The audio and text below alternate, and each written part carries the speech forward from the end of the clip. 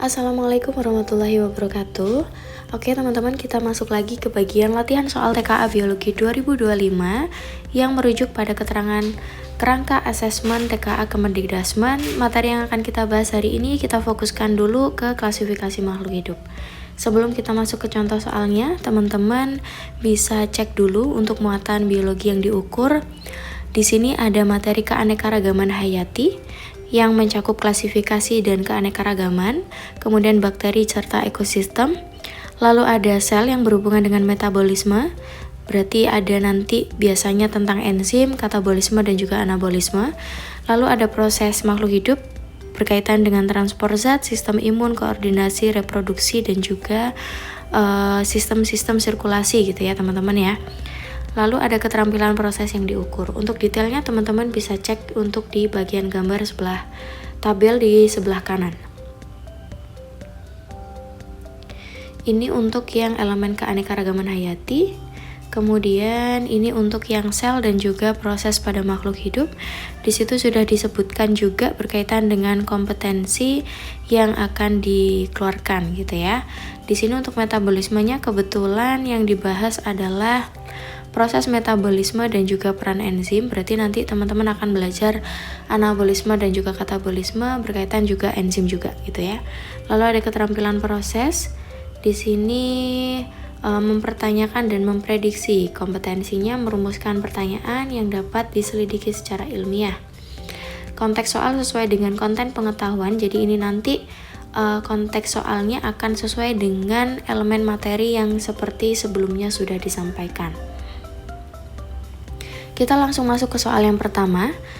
Klasifikasi makhluk hidup. Contoh soalnya, dua organisme diamati di bawah mikroskop. Organisme X memiliki dinding sel berupa peptidoglikan dan tidak memiliki inti sejati. Organisme Y memiliki inti sejati, tidak memiliki kloroplas dan memperoleh makanan dengan cara menyerap zat organik dari lingkungannya. Klasifikasi yang tepat untuk organisme X dan Y adalah, nah ini kita harus analisis teman-teman ya. Untuk organisme X, dia dinding selnya mengandung peptidoglikan. Peptidoglikan ini karakteristik utama yang dimiliki oleh kelompoknya bakteri yang masuk ke dalam kingdomnya Monera. Tidak memiliki inti sejati, sudah pasti dia prokariotik ya. Ini karakteristiknya Monera. Karena kalau di tingkatan yang lebih tinggi lagi, jadi kan ada klasifikasi tuh, ada Monera, kemudian ada Protista. Nah, Protista ini sudah eukariotik teman-teman. Kemudian ada fungi, lalu ada Plantae dan juga Animalia. Jadi untuk yang prokariot itu hanya dimiliki di Monera saja. Sehingga di sini sudah pasti yang X itu Monera. Lanjut ke yang organisme Y, memiliki inti sejati, dia prokariot ya. Tidak memiliki kloroplas, artinya dia tidak bisa berfotosintesis dan memperoleh makanan dengan cara menyerap. Nah, ini menyerap nih teman-teman kata kuncinya. Ini berarti dia saprofit.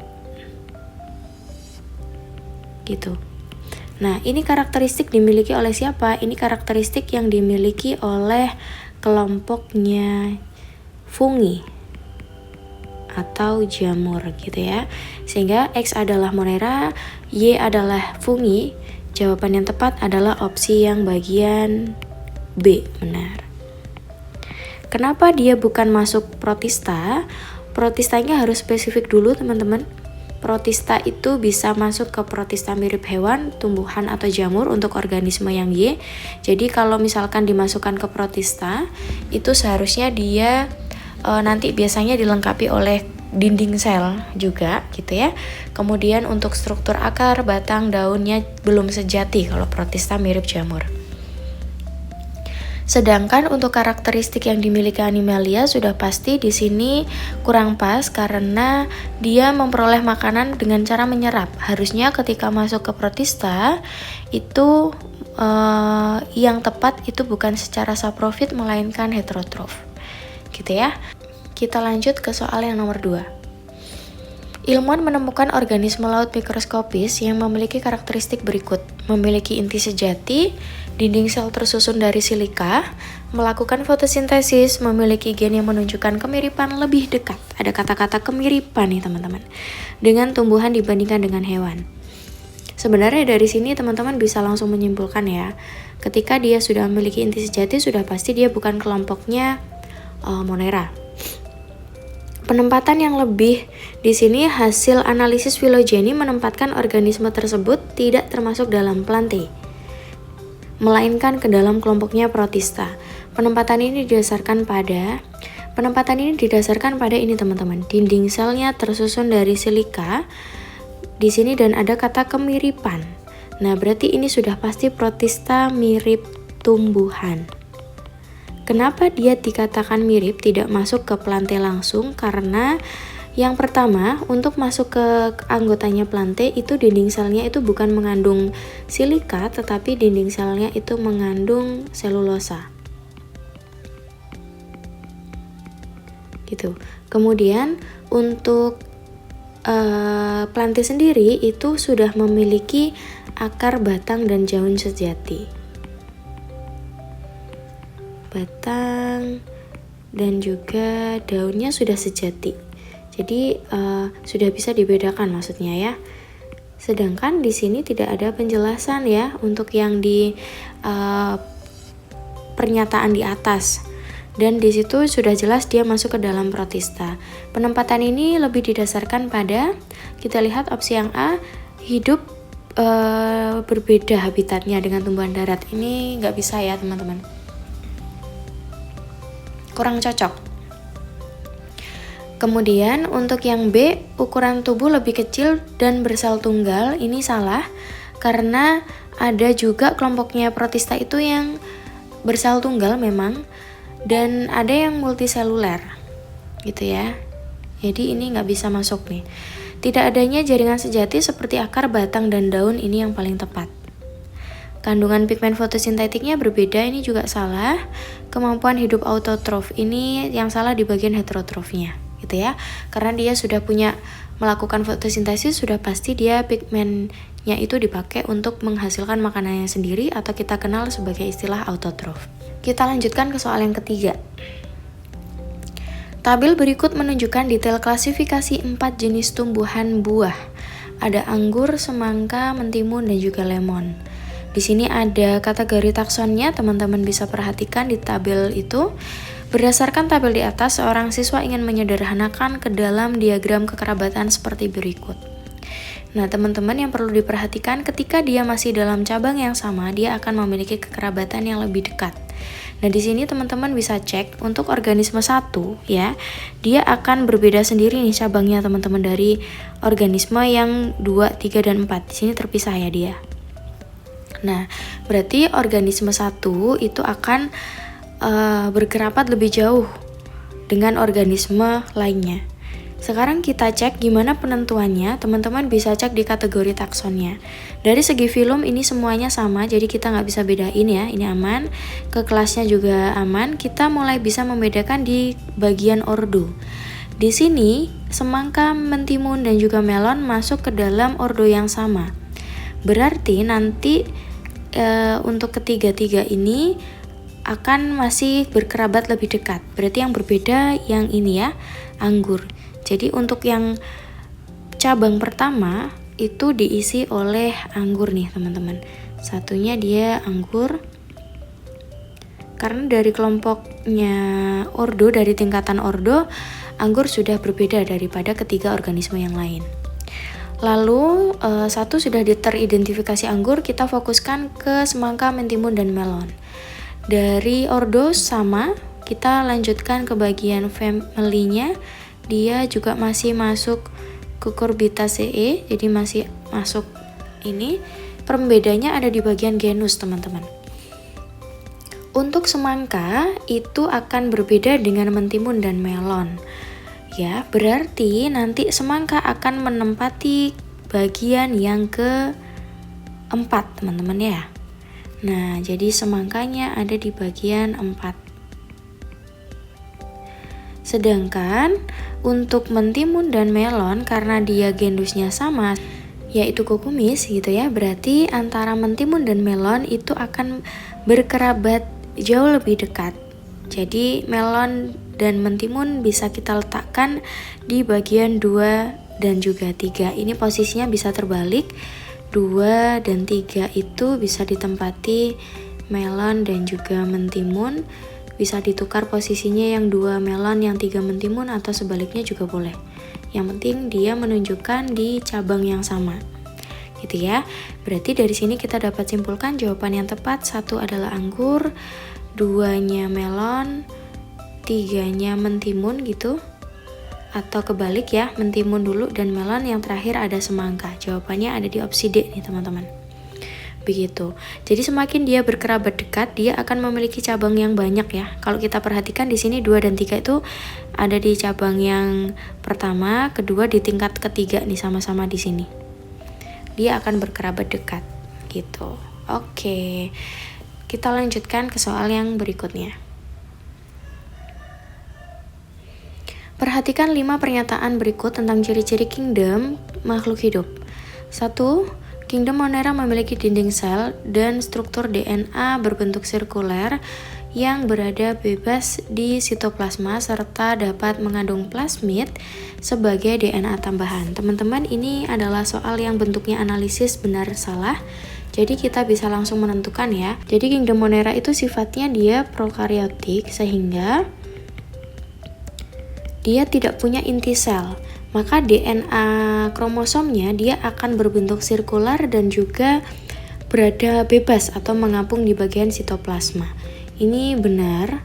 Kemudian kita lanjutkan dulu, serta dapat mengandung plasmid. Nah, plasmid ini adalah DNA ekstra kromosomal, jadi selain DNA kromosom tadi atau DNA utamanya, ada plasmidnya, sehingga pernyataan satunya benar ya. Kita lanjut ke pernyataan kedua. Kingdom Protista semuanya bersifat uniseluler dan autotrof karena merupakan organisme peralihan antara Monera dan Plantae. Ini sudah pasti salah teman-teman. Protista itu sudah eukariotik ya, dia udah punya membran inti. Kemudian karakteristik berikutnya adalah dia bisa dikelompokkan jadi 3. Ada protista mirip hewan yang dia tidak bisa berfotosintesis atau artinya heterotrof, atau protista mirip tumbuhan yang dia autotrof, dan juga ada yang protista mirip jamur yang dia sifatnya mengarah ke heterotrof atau saprofit gitu ya. Di sini semuanya dikatakan semua bersifat uniseluler autotrof. Ini berarti pernyataannya salah. Karena tidak semua prokaryotik itu tidak semua protista itu dia uniseluler, ada yang multiseluler juga. Dan juga ada yang heterotrof gitu ya. Lanjut ke yang ketiga, Kingdom Fungi memiliki dinding sel dari kitin dan memperoleh makanan secara heterotrof dengan cara absorpsi. Nah, ini bisa masuk ke kategori benar ya teman-teman. Fungi itu dinding selnya berisi atau mengandung zat kitin, ini benar. Memperoleh cara makanannya, dia heterotrof artinya tidak bisa membuat makanan sendiri, dan memperolehnya dengan cara absorpsi atau dia menyerap dari lingkungannya. Biasanya ini bisa disebut juga dengan sifat saprofit yang seperti ada di soal yang sebelumnya tadi gitu. Berarti ini masuk ke kategori benar. Lalu ke pernyataan keempat, Kingdom Plantae memiliki klorofil. Oke, ini benar.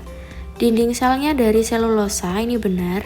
Dan menyimpan cadangan makanan dalam bentuk pati, ini juga betul. Jadi ini pernyataannya benar. Yang terakhir, Kingdom Animalia tidak memiliki dinding sel, benar.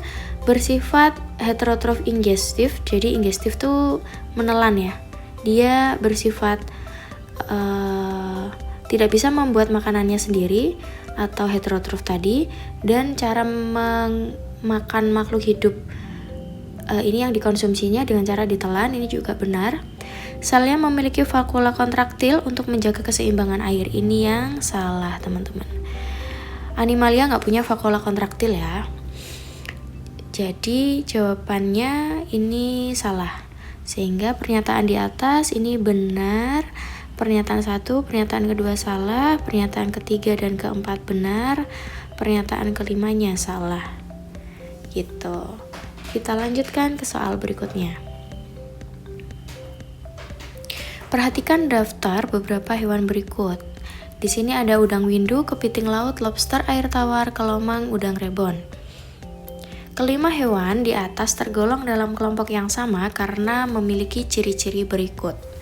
Nah, teman-teman, di sini kita bisa memilih jawaban lebih dari satu yang benar ya. Di sini kelompok udang, kepiting, lobster itu mereka masuknya ke kelompoknya krustase. Ya, masuk ke krustase, di mana karakteristik utamanya itu tubuhnya bersegmen, teman-teman. Dia tubuhnya bersegmen, kemudian dia punya cangkang ya, cangkangnya eksoskeleton. Punya eksoskeleton.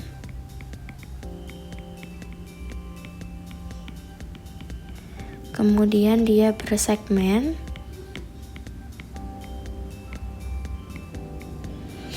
Lalu dia invertebrata, sudah pasti dia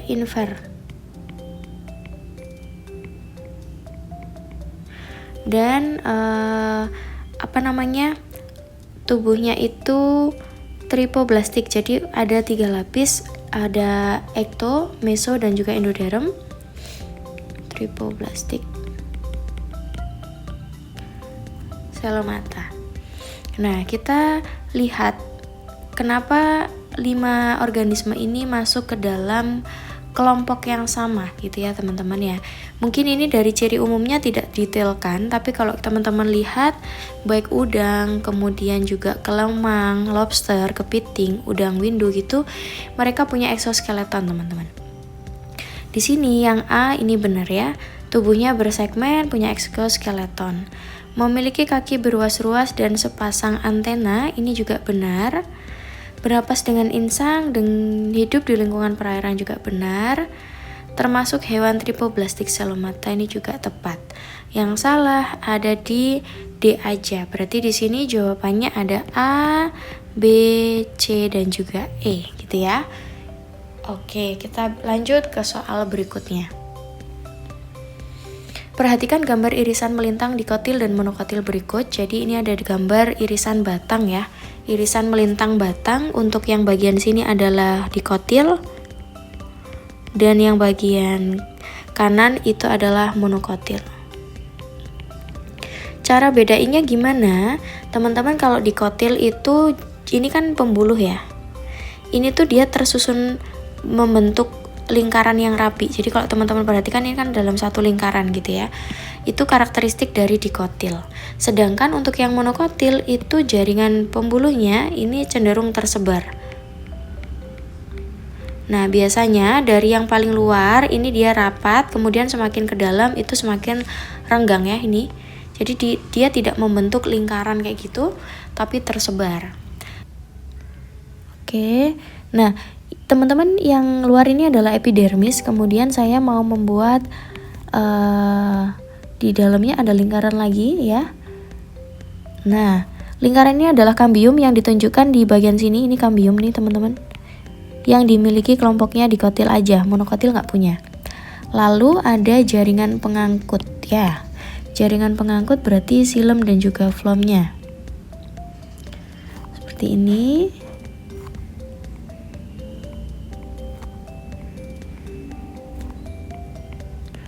Oke, nah kambium ini di bagian dalam itu kambium ya, dia akan membelah ke dalam, itu akan membentuk silem. Jadi ini adalah bagian dari silemnya. Lalu yang bagian ini tadi kambium tadi ya. Dan yang luar ini adalah flomnya. Nah, yang perlu teman-teman ingat bahwa kalau si kambium itu membelah ke arah dalam, kambium ya,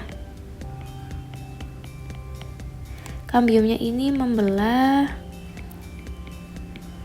ke arah dalam, itu akan membentuk yang namanya silem sekunder. Sedangkan ketika dia membelah ke arah luar, itu akan membentuk floem sekunder.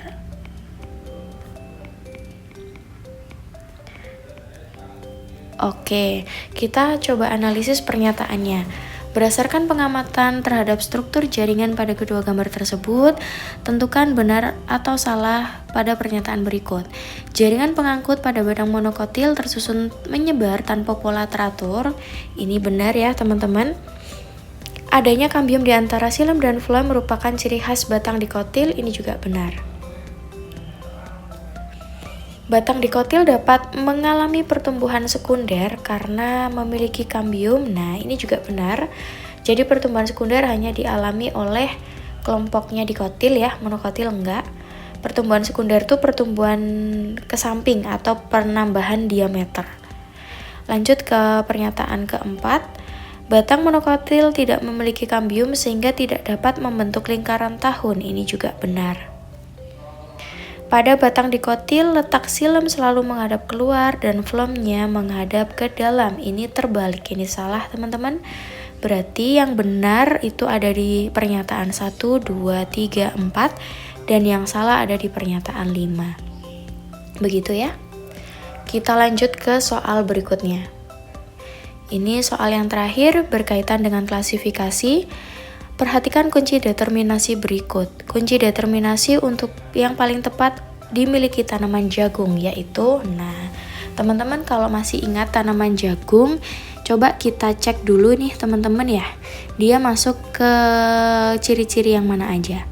1A tidak memiliki pembuluh angkut sejati, memiliki pembuluh angkut sejati sudah pasti. Jagung itu punya pembuluh sejati yang ini, berarti 1B. Kemudian 1B akan lanjut ke nomor 3. Jadi kita membaca langsung ke ciri-ciri yang ketiga, yang keduanya tidak usah gitu ya. 3 tidak menghasilkan biji, salah, jagung menghasilkan biji. Berarti yang ini 3B. Berarti setelah 3B lanjut ke 4 nih teman-teman. 4 biji tidak dilindungi oleh buah. Biji terlindungi oleh buah. Ini yang biji terlindungi oleh buah ya teman-teman ya. Sebenarnya bakal buah lebih tepatnya. Jadi ini daun buah. Jadi untuk yang si jagung masuk ke kategori 4B. Gitu. Setelah dari 3B ke 4B lanjut ke nomor 5. Iya, jagung itu masuk ke berkeping 1 ya teman-teman, atau kita sebut sebagai monokotil. Jadi setelah dari 4B ke 5A. Sehingga jawaban yang tepat dari soal ini ditunjukkan oleh opsi yang C. Oke. Nah, baik, itu untuk pembahasan dari soal latihan TKA. Teman-teman, kita lanjutkan ke bab berikutnya yaitu tentang keanekaragaman hayati. Terima kasih. Wassalamualaikum warahmatullahi wabarakatuh.